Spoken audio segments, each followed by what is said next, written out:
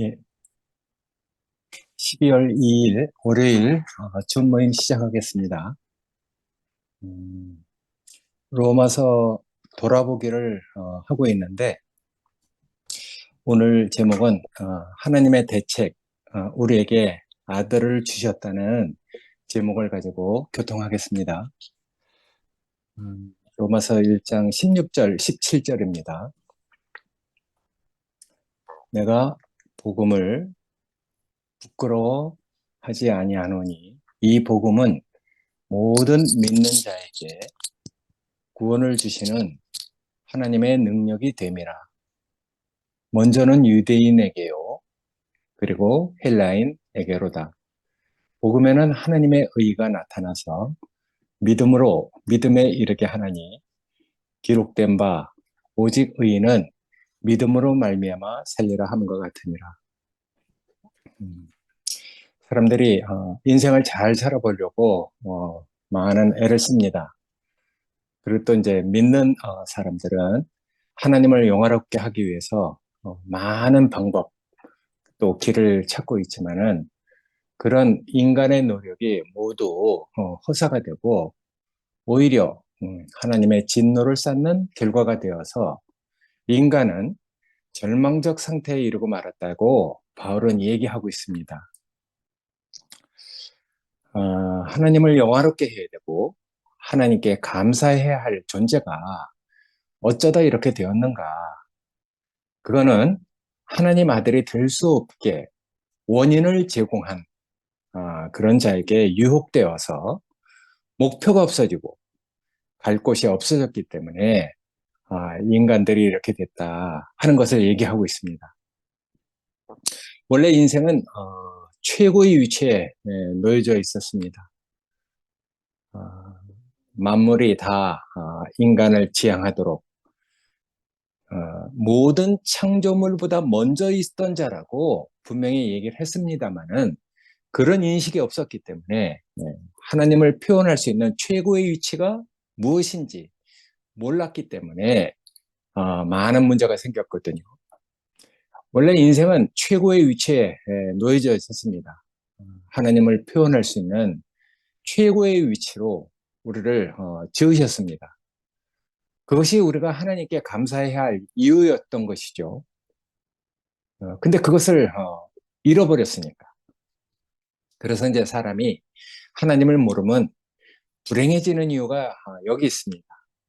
하나님을 모르면 사람에게 주어진 위치가 얼마나 영광스럽고 얼마나 복이 되는지 모르기 때문에 아무것도 아닌 것에는 감사하고 정말로 중요한 것에는 감사하지 못하는 그런 사정이 되고 마는 것이거든요. 하나님께서 사람을 지을 때 사람에게 필요한 그 모든 것을 다 채워서 살 수 있도록 그렇게 지으셨습니다. 어떤 부모가 자식이 잘 되기 원하고 자식이 살아가는데 모든 것을 다 배려해주고 싶은 부모가 아닌 사람이 어디 있겠습니까? 부모는 자식에게 모든 마음과 자기의 모든 하여튼 역량을 다해서 자기가 난 자식이 세상을 살아가는데 아무런 지장 없이 살 수 있도록 살아갈 수 있도록 그렇게 하고 싶은 것이 부모의 마음입니다. 하나님이 오죽하겠습니까? 그래서 하나님을 표현하고 그 영광을 위해서 살기에 완전하도록 우리를 지어놓고 그렇게 배열해 놓았음에도 불구하고 감사할 수 없게 됐잖아요. 그 이유는 우리가 이제 창세기에서 보듯이 자기 욕망과 만족을 찾기 있기 때문에 그래서 이제 빗나가게 된 것입니다. 원인을 제공한 사탄에게 속아서 그렇게 된 것이죠. 그러니까 사람이 정상적으로 하나님 밑에서 1인지야 그 만인지 이상 그러니까 하나님을 섬기고 모든 만물을 지배하고 정복하고 다스릴 수 있는 그런 위치에 뒀는데 그런 위치로 사람이 딱 이렇게 안정이 되게 되면은 사탄은 늘 사람을 섬기는 그런 자리에 있어야 되거든요. 그러니까 이게 빗나간 천사, 타락한 천사라고 합니다. 그 천사가 하나님의 아들이 되지 못하도록 그렇게 유혹을 하고 그런 원인을 제공했다는 것이거든요. 그건 창세기에서 나중에 그 혹시 우리가 교통할 수 있으면은 교통하기로 하고, 여기는 어쨌든 하나님이 주신 최고의 위치와 하나님을 영화롭게 할 수 있는 것을 버린 후 사람들의 생각이 이제 허망해졌다는 것을 바울은 얘기하고 있는 것이거든요. 사람의 목표가 없어지고 갈 곳이 없어지니까 향방 없는 다름질을 하게 되었습니다. 인생이 그렇게 되는 것이죠. 하나님을 떠나서 향방 없이 허망한 길을 가다 보면 미련해지고 어두워지게 됩니다. 나름대로 지혜롭고 속지 않겠다고 잘 살아보겠다고 하지만은 하나님이 없는 육신의 생각은 결국 사망에 빠집니다. 육의 생각은 사망이요, 영의 생각은 생명과 평안이니라. 이런 말도 있는데, 그러니까 이제 이 길을 떠나서 사람이 미련해지고 어두워지니까, 그러면서도 이제 사람은 고봉의 지식으로는 모든 것을 다 압니다. 옳고 그른 것이 무엇인지 알고 하나님의 말씀으로 율법을 배워서 불의가 무엇인지, 탐욕이 무엇인지 회개하고 고칠 수 있는 방법까지 다 알고 있습니다. 근데 다 알고 있는데 더 절망적인 것은 남을 판단하면서도 자기도 같은 일을 행한다는 것이거든요. 그래서 사람들은 이런 인간의 문제를 자각하고 그런 문제를 해결하기 위해서 여러 가지 대책을 구하기도 하고 실천해 보기도 하고 그러합니다. 양심을 닫고 수양을 해서 정직한 사람이 돼서 이 절망적인 상태를 극복하고 하나님을 영화롭게 해보려고 했지만은 정상적인 양심이 아니잖아요. 양심이 빗나간 것이죠. 그래서 인간의 수양은 하면 할수록 더 자고해지고 인간의 의만 높여갑니다. 어, 그래서 교육을 한다 해도 그 지식은 본능을 이길 수 없습니다. 아무리 문화가 발달하고 환경이 개선되어도 아담은 역시 아담이라는 것만 드러내게 할 뿐이거든요. 세상을 보면 그게 증명이 되잖아요. 음, 그러니까 하나님을 신앙하고 기도하고 찬송하고 경배하지만은 어, 뭐 세상 사람이 속된 말로 얘기하듯이 연불에는 제밥이 관심이 없고 제밥에만 관심이 있는 마음을 두는 그런 상태가 되고 맙니다. 그러니까 이제 사람이 자기 자신을 생각해도 남을 봐도 이 안 된다는 패배주의에 이렇게 빠지게 됐습니다. 사람은 안 되니 어쩔 수 없다. 아유, 참. 음. 그래서 이런 미진한 믿음의 그 위로와 보상을 사후에 영원히 사는 그런 소망으로 미뤄두고 이 패배주의적인 그런 그 마음으로 살아가고 있거든요. 그러니까 이 현실 안에서 하나님이 얼마나 이 사람을 귀하게 여기는지, 사람이 하나님의 영광의 찬송이 되는 이 길을 잃어버렸기 때문에 그 패배주의로 미진한 어떤 하나님의 위로와 보상을 사후로 넘기고 그런 것들을 좋은 믿음을 가진 사람으로 그렇게 이제 살고 있는 것이거든요. 그래서 이제 바울은 그렇게 얘기합니다. 그렇기 때문에 하나님께서 한 대책을 세우신 것이다. 그것은 하나님의 대책은 아들을 우리에게 주신 것이다. 그렇게 얘기를 합니다.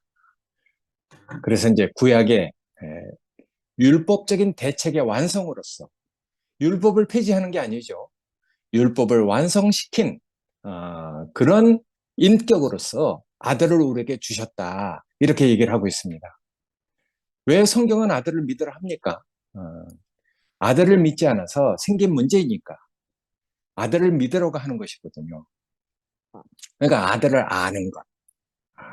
그러니까 영생은 하나님과 그 아들 예수 그리스도를 아는 것이라고 하지 않았습니까? 그러니까 어떻게 아느냐가 정말 중요한 것이죠. 그래서 바울은 로마서 1장 2절에 그렇게 얘기합니다. 이 복음은 자기가 예수 그리스도의 어떤 그 사건을 다메섹 도상에서 경험한 그 충격적인 사건을 통해서 복음을 알게 됐잖아요. 그래서 이 복음은 하나님의 선지자들을 통해서 그 아들에 관하여 성경에 미리 약속하신 것이다. 바울은 구약에 아주 능통한 사람입니다. 어, 히브리인이고 베냐민 지파이고 베냐민 지파에다가 가브리엘 그 정말 좋은 신학교를 나온 셈이죠. 그러니까 뭐 구약에 대해서는 그가 그 인용하는 성경을 보면은 구약에 대해서 아주 해박한 그런 지식을 가진 사람으로 우리가 인식하고 있잖아요. 그래서 이 성경에 미리 약속하신 것인데 그 아들에 관하여 말하자면은 육신으로는 다윗의 혈통에서 나셨고 성결의 영으로는 죽은 자 가운데서 부활해서 능력으로 하나님 아들로 선포되셨다. 이렇게 얘기합니다. 그런 분이 바로 우리 주 예수 그리스도이시다. 이렇게 얘기를 하고 있습니다. 그래서 그분이 어떻게 부활했는지, 어떻게 능력으로 우리를 이렇게 살려냈는지, 그런 거에 대해서는 또 다음에 얘기하기로 하고, 어쨌든 지금 인간이 세워놓은 그 모든 대책, 이걸 떠나서 하나님께서 사람에게 주신 그 대책, 이것이 얼마나 복음이 되고 탁월한 대책인지 그것을 얘기하고 있습니다. 인간이 세워놓은 그 모든 대책은 인간의 의의를 세우기 위한 것이잖아요. 근데 그런 것들은 끝내 하나님의 진노를 일으킵니다. 하나님의 진노가 불의로 진리를 막는 모든 사람에게, 모든 경건치 않은 사람에게 나타났다고 했잖아요. 그래서 그 불의에 대해서 하늘로부터 하나님의 진노가 쫓아 내려왔다고 이렇게까지 얘기를 하고 있습니다. 그래서 이제 하나님의 의를 얘기한 것이거든요. 그래서 이제 이 하나님의 의라는 것도 사실은 정말 깊고 우리에게 복음이 되는 내용인데 그것도 다음에 얘기하기로 하고 하여튼 그래서 하나님의 의가 이 아들 예수 그리스도라 하는 것을 얘기하고 있습니다. 어, 이 의는 믿는 이들의 그 믿음에서 믿음에서 믿음으로 이르게 한다. 어, 그래서 하나님의 의는 결국 하나님과 불화가 되었던 우리를 화목하게 만드는 것이다. 이렇게 얘기해 주고 있거든요. 그래서 그 믿는 이들에게 생명을 주고 살아가게 하고 살려내고 믿음으로 그래서 믿음으로 말미암아 살아가게 한다는 이야기를 하고 있습니다. 이런 얘기를 하면서 바울은 인간의 의와 하나님의 의를 얘기하고 있습니다. 인간의 의는 하나님이 원하시는 것이 아니잖아요.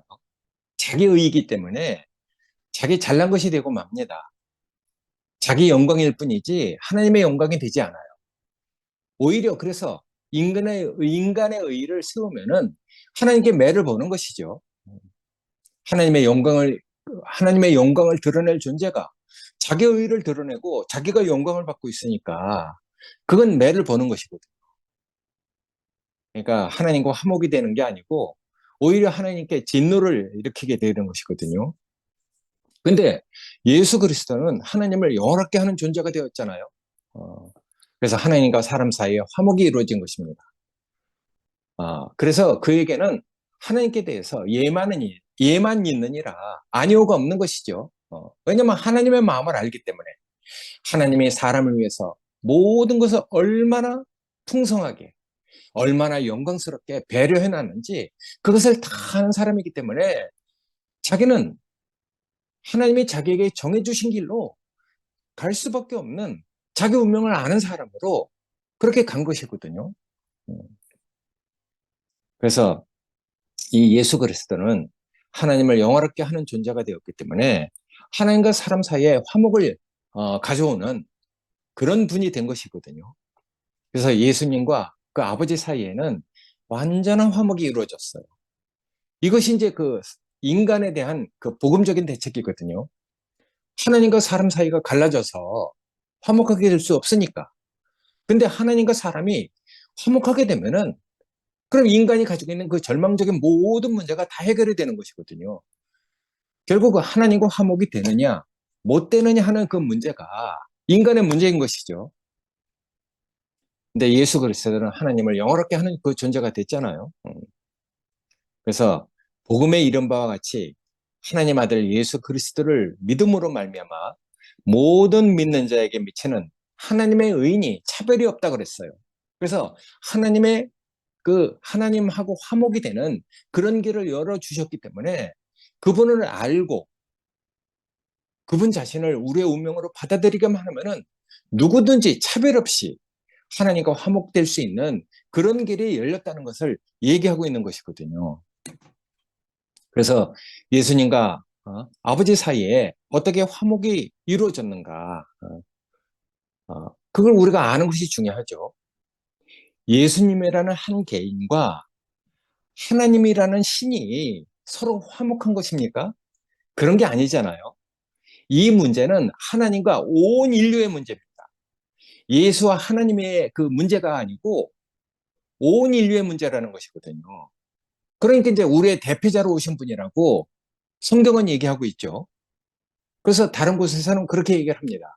죄가 한 사람으로 말미암아 인간에게 들어왔고 또 의도 한 사람으로 말미암아 우리에게 왔다. 이렇게 얘기하고 있습니다. 그러니까 우리의 대표자인 것이죠. 죄를 인간에게 끌고 들어온 아담도 우리의 대표자고 하나님의 의를 하나님의 구원을 우리에게 이렇게 임하도록 누려지도록 그렇게 하신 분도 우리의 대표자라는 것이거든요.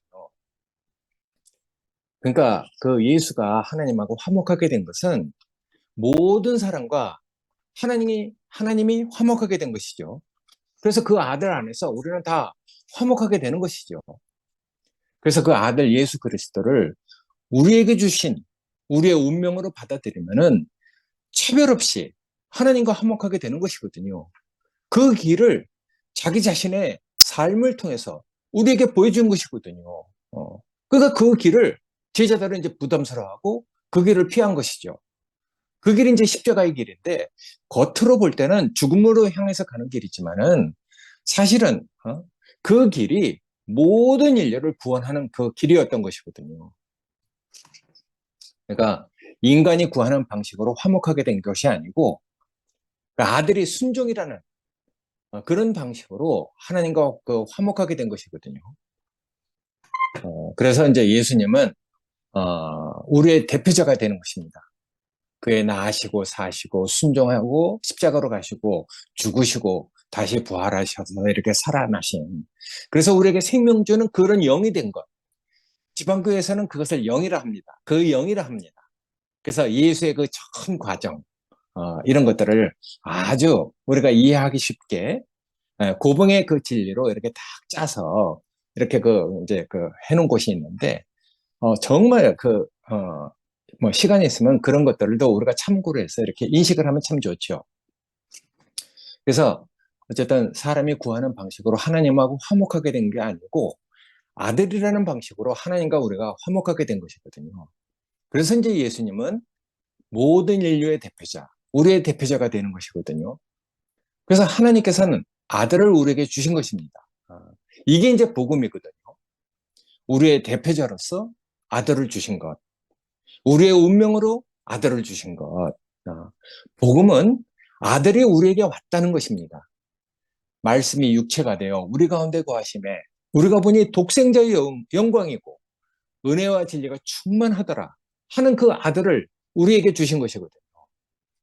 그러니까 이제 이 아들을 알고 믿고 나의 운명으로 영접하고 받아들이는 것이 우리가 이제 살아나는 길이고 살아갈 수 있는 그런 길이 되는 것이거든요. 이것이 이제 하나님께 영광을 돌리는 길이고 하나님께 감사하는 길입니다. 말에 있는 게 아니고 정말 그분의 그 죽음으로 인해서 그분의 그 죽음 안에 나의 운명이 이렇게 발견돼서 내가 죽으려고 애쓰는 사람이 아니라 이미 죽은 사람이구나. 그래서 그의 죽음 안에 내 자신의 그 죽음이 발견되고 아담이었던 하나님의 목표를 빗나간 내 자신의 어떠함이 죽은 사람으로 발견되고 죽은 사람으로 발견되기만 하면은 그가 그 부활할 때 우리도 같이 살아나는 것이거든요. 그러니까 죽음과 부활은 사실은 발견되는 것이죠. 발견되려 합니다. 발견되려 합니다. 이 발견되는 것, 계시로 우리에게 뭔가 이렇게 탁 비춰지는 것, 그게 우리에게 은혜가 되는 것이거든요. 이건 계시죠. 내 말은 영이요 생명이다. 계시다.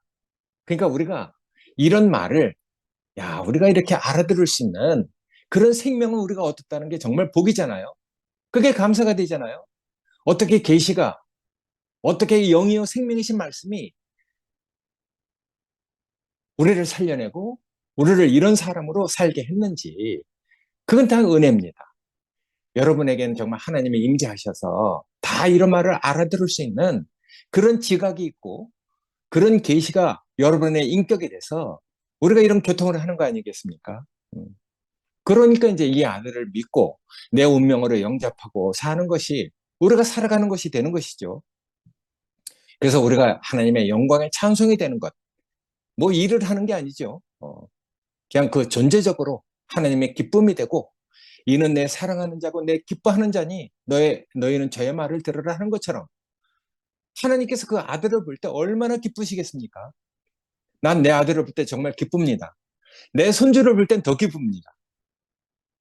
정말 하나님에게 우리가 생명을 얻어서 그의 권속이 됐다는 것, 그의 아들이 됐다는 것, 이건 하나님의 기쁨이고 우리에게 구원이 되는 것이죠. 근데 이런 것을 빗나갔기 때문에 인간에게 그 절망적인 상태가 온 것이 아니겠습니까? 왜 성경은 아들을 믿으라고 합니까? 아들을 믿지 않아서 생긴 문제니까 아들을 믿으라고 하는 것이거든요. 아들을 믿지 않았다는 것은 무엇을 의미합니까? 하나님이 우리 인생에게 가장 존귀하게 될 어떤 그 위치와 그런 요인을 다 줬어요. 에덴 동산을 주시고 생명나무를 먹고 모든 과실은 네가 다 임의로 먹되 저거는 먹지 말아라. 그렇게 말씀하셨잖아요. 근데 그 위치를 몰랐다는 거예요. 모든 것을 경작하고 지키게 한 그 에덴 동산. 말이 동산이지 그게 하나님의 인격이잖아요.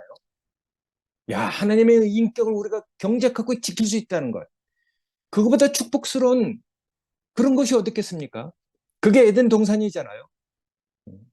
그러니까 우리가 하나님의 인격을 우리가 마음껏 누리고 그것을 경작하고 지킬 수 있는 그런 동산, 하나님의 인격을 우리의 그 동산으로 허락하셨는데 우리가 그걸 잊어버렸다는 것이거든요. 그러니까 우리에게 주신 그 존귀한 위치, 그 위치를 믿지 않았다는 것이거든요. 창세기에서는 그렇게 얘기하고 있잖아요. 하나님께서 사람을 지을 때 우리 형상을 따라 우리 모양대로 우리가 사람을 만들자. 그로 바다의 고기와 하늘의 새와 가축과 온 땅에 기는 것, 온 땅과 온 땅에 기는 것을 다스리게 하자. 그렇게 하셨단 말이에요. 그 하나님의 자기 형상, 곧 하나님의 형상대로 사람을 창조하시되 남자와 여자로 창조하셨다. 그러니까 이게 정말 우주 안에서 가장 존귀한 사람의 위치, 사람이 어떻게 살 것인지 그 짧은 그 글이지만은 모든 축복이 여기 다 있는 것이거든요. 근데 이 축복과 이 하나님이 배려해 놓은 이 모든 것을 믿지 않았다는 것이거든요. 오히려 아들이 되지 못하도록 원인을 제공한 사탄에게 속아서 천사를 더 부러워하고 선악과를 먹었다는 것이거든요. 선악을 하는 지식을 더 부러워했던 것이죠. 여자가 그 나무를 본즉 먹음직하고 보암직하고 지혜롭게 할 만큼 탐스럽기도 한 나무인지라 여자가 그 열매를 따먹고 자기와 함께 있는 남편에게도 주고 그도 먹었느니라 이렇게 됐잖아요. 그게 이제 인간의 그 비극의 시작이죠. 최초의 거짓말에 속아 넘어간 것이거든요. 네가 그것을 먹는 날은 결코 죽지 아니하니라. 그게 인류에게 그 다가온 사탄의 최초의 거짓말이에요. 그 거짓말에 속아 넘어간 것이거든요. 그러니까 정말 그런 것들을 볼 때 예수님은 다른 사람이잖아요. 다른 분이죠. 그래 그런 것들을 볼 때 전 그렇게 느꼈습니다. 사람이 자기가 가장 그 존귀하게 여기는 것이 있으면 다른 것이 부럽지 않습니다. 그것이 이제 자기의 그 자존감이 돼갖고, 자존감이 탁 있는 사람은 여간해서 누가 나를 높여도 높아지지도 않고, 누가 나를 낮춰도 낮춰지지 않습니다. 그게 하나님으로 인한 자기 인생을 깨달은 사람의 자존감 아니겠습니까? 누가 나를 높이겠느냐? 누가 나를 음부로 끌어내리겠느냐? 누가 나를 걸려서 넘어뜨리게 하겠느냐? 어? 그러니까 내가 높아질 이유도 없고 낮아질 이유도 없다. 거꾸로 넘어뜨릴 일도 없다. 구름통에 빠질 일도 없다. 지금이 한낮이 아니냐. 그러니까 자기가 정말 하나님 앞에서 이런 생명을 받고 자기가 하나님이 자기에게 부여하신 그 운명이 가장 존귀하다는 것을 알면은 다른 것이 부럽지 않습니다. 그래서 우리가 이제 예수를 알아가는 것이거든요. 그래서 예수 안에 있는 자기 자신의 그 존재가 가장 존귀하다면은, 이게 정말 가장 존귀한 것이구나. 그렇게 알면은 천사를 부러워할 필요도 없고 선악과를 먹을 필요도 없습니다. 하나님이 주신 인생의 자존감을 잊어버리고 오히려 천사에게 열등감을 갖고 그 존귀함을 존귀하게 여기지 않았다는 것이거든요. 그러니까 예수를 믿느냐 안 믿느냐 하는 문제는 바로 이런 문제입니다.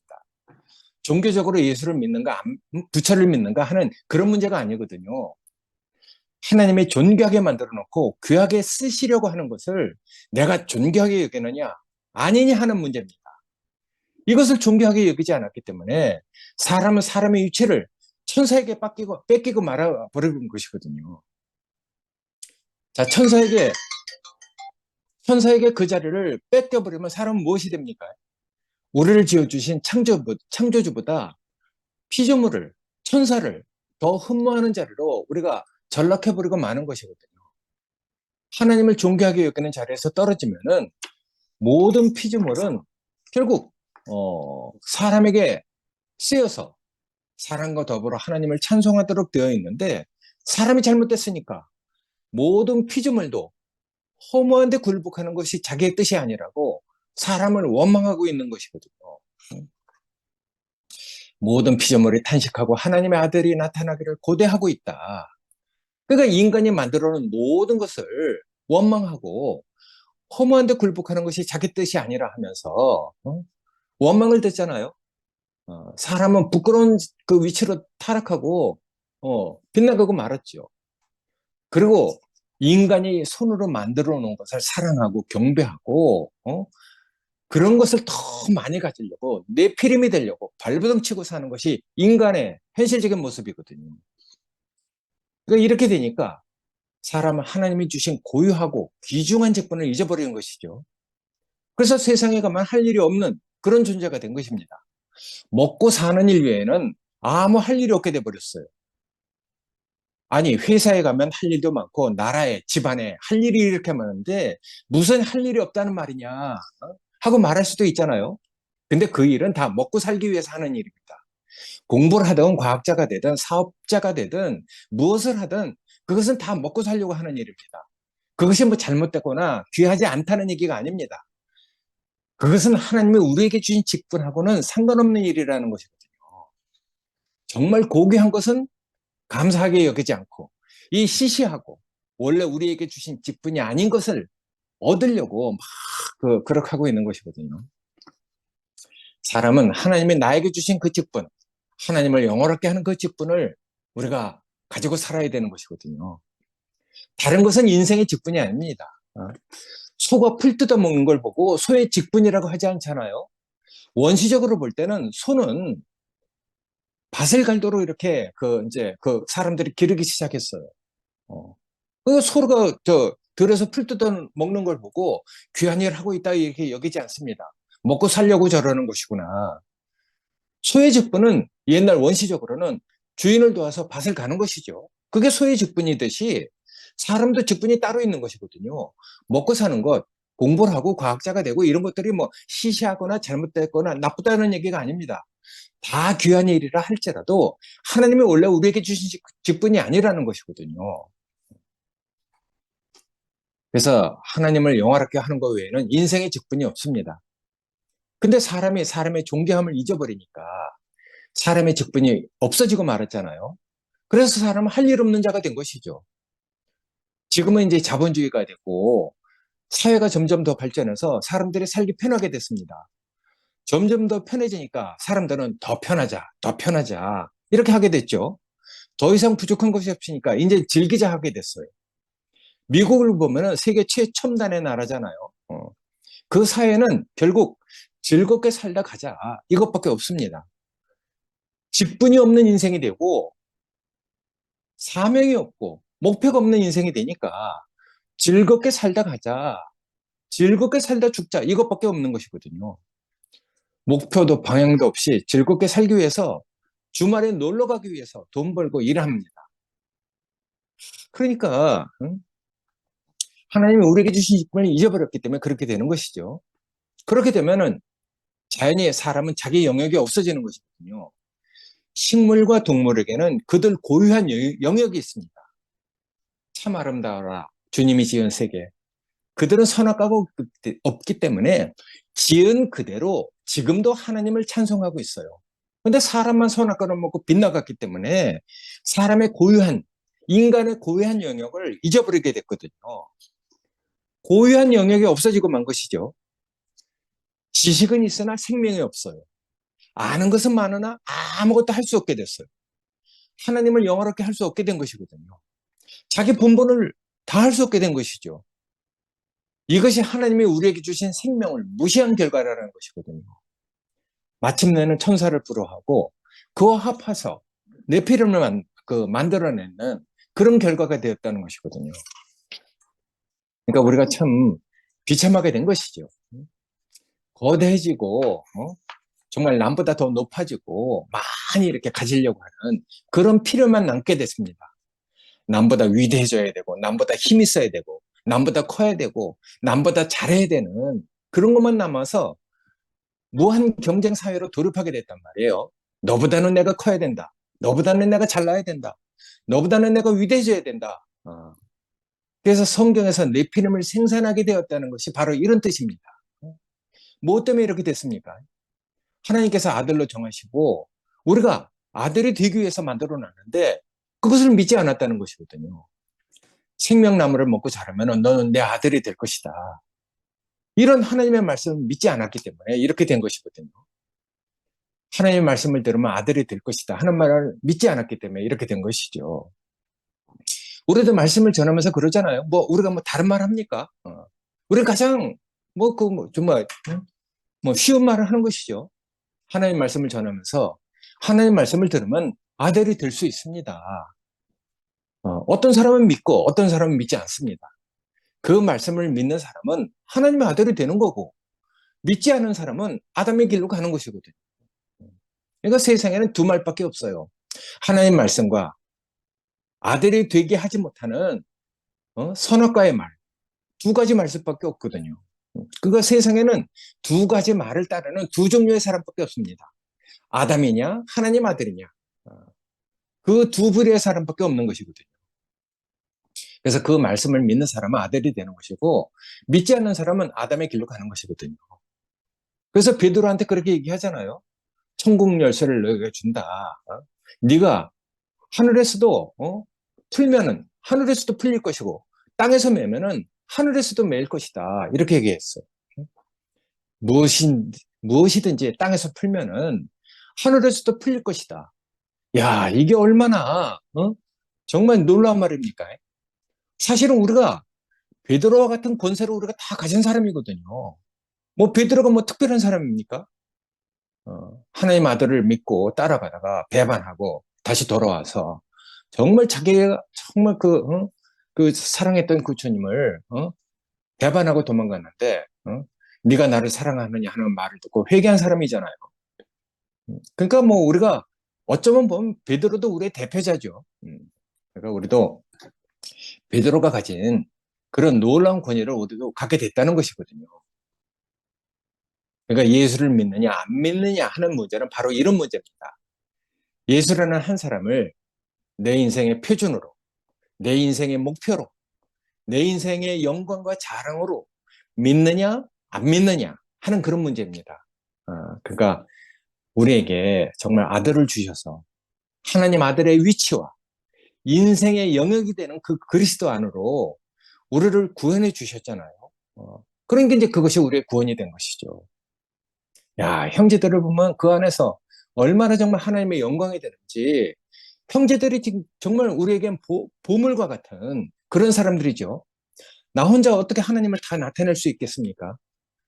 형제들과 합력해서 선을 이루고 정말 그리스도의 몸이 돼서 내가 나타낼 수 없는 그런 것들을 형제들이 하나님 그 영광을 살려내니까, 형제들이 얼마나 귀한 사람들인지. 나는 하나를 이렇게 내놓지만은 형제들은 아홉을 채워줘서 열이라는 것을 우리가 다 이렇게 가지고 하나님을 찬송할 수 있는 그런 사람들로 우리가 이렇게 교통을 하는 거 아니겠습니까? 하여튼 하나님의 아들의 그 위치와 인생의 영역이 되는 그리스도를 우리에게 주셔서 우리를 그리스도로 구원해 주신 하나님의 그 경륜이 여전히 우리에게 이렇게 흐르고 있다는 것이 오늘날 우리의 그 교통의 내용이 됐습니다. 감사합니다.